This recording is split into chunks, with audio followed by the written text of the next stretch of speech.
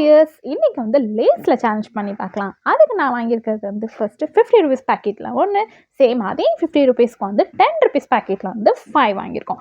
இப்போ இதை வந்து டிஃபர்ஸ் பார்க்கலாம், எதில் வந்து குவான்டிட்டி அதிகம் இருக்குது, எதில் குவான்டிட்டி கம்மியாக இருக்குன்னு.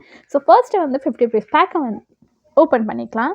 ஸோ ஃபர்ஸ்ட்டு 50 ருபீஸ் பேக்கெட் வந்து ஓப்பன் பண்ணி லெஃப்டில் இருக்க பாக்ஸில் வந்து பண்ணியாச்சு.